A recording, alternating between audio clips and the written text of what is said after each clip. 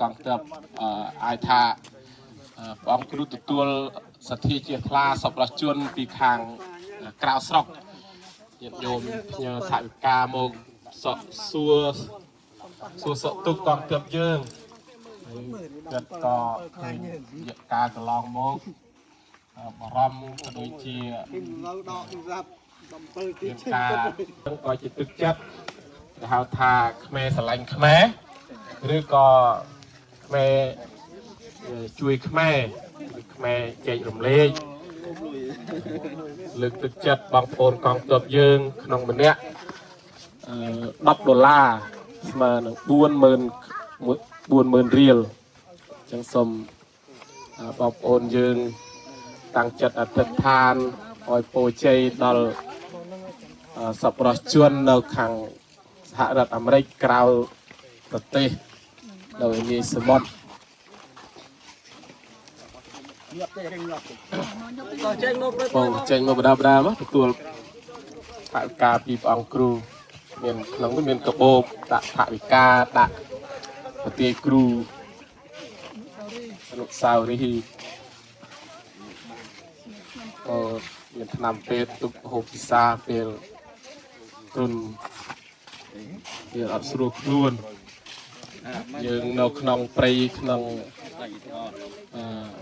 ពីវាអញ្ចឹងជៀសមិនផុតពីបញ្ហាសុខភាពទេបងនេះមេជាជូនមេអត់មិនគេមេអង្គភាពណា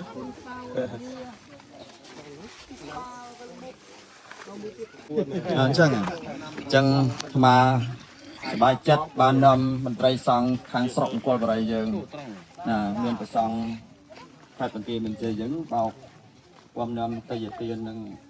ចៃខ្លះពីញាតិញោមនៅសហរដ្ឋមកបានឃើញនៅទស្សនភាពទានយើងគង់តែឈរនៅតាមបន្ទាត់ព្រំដែនចឹងហើយជាចំណែកមួយក្នុងការផ្សារភ្ជាប់រវាងពុទ្ធសាសនានិងអាណាចក្រគឺបងកងទ័ពអ្នកនៅជួរខាងមុខនេះឯងទៅបានគាត់ចូលបច្ច័យគ្នាម្នាក់$10 $20 $50 $200មកចែកជូនហើយក៏ស្មាននាំបច្ច័យនឹងមកផងអញ្ចឹងបច្ច័យទាំងអស់នេះយើងបានចែក4-5កន្លែងហើយព្រោះយើងធ្វើដំណើរតទៀតនេះគឺទឹកចិត្តបន្តិចបន្តួចតែមានអត្ថន័យណាស់សម្រាប់យើងទាំងអស់គ្នាក្នុងនាមជាខ្មែរតែមួយដើម្បីផ្សារភ្ជាប់ប្រសង់ផ្នែកពុទ្ធសាសនានិងអាណាចក្រในការគ្រប់គ្រងបូរណភាពទឹកដីចឹងថ្មអរគុណជាថ្មីម្ដងទៀតនៅបងកងទ័ពដែលអង្គអាចក្លាហានទោះជាស្ថានភាពយ៉ាងណាក៏ដោយបច្ច័យតិចតួចសម្ភារៈតិចតួចនេះតិចណាស់តែវាមានន័យសំខាន់ជាអនុស្សាវរីយ៍មួយសម្រាប់យើងទាំងអស់គ្នាដែលនៅតាមជាដែនមិនងាយដែរបងហើយថ្មក៏មិនងាយទៅងាយមកដែរបង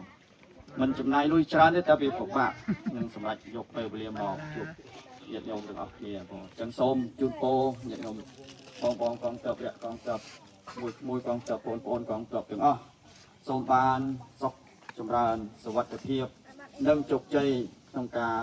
ធ្វើបេសកកម្មការពារទឹកដីយើងឲ្យបានគង់វង្សជានិច្ចនិរន្តរ៍រៀងទៅ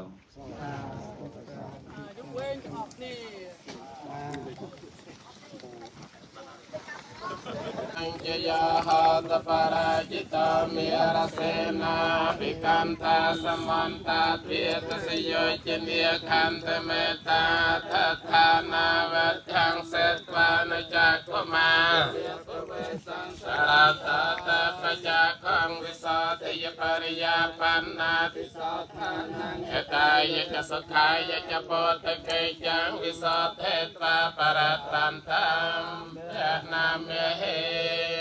តោពោធិយាមូលេសក្យានាងនានទេវតនោអេវង្កង្វិជយោហោហិជយោសុជយមង្កលេបរាជិតបាលង្កេសៃសេបថវិបោខរេអភិសេកេសាប្រពុទ្ធិអនង្ចាំបានតបមោទសនថាតាំងសមង្គលសុខភាតាំងសហតិតាំងសខណាសមហតោចសយេទាំងប្រមចារិសុបតិខេណង្កាយកម្មងវាចាកម្មងប เตียเขนังปเตียเขนังมโนกรรมังปณิทิเตปเตียเขนาปเตียเขนานิกัสปานลพันตันเตปเตียเขเน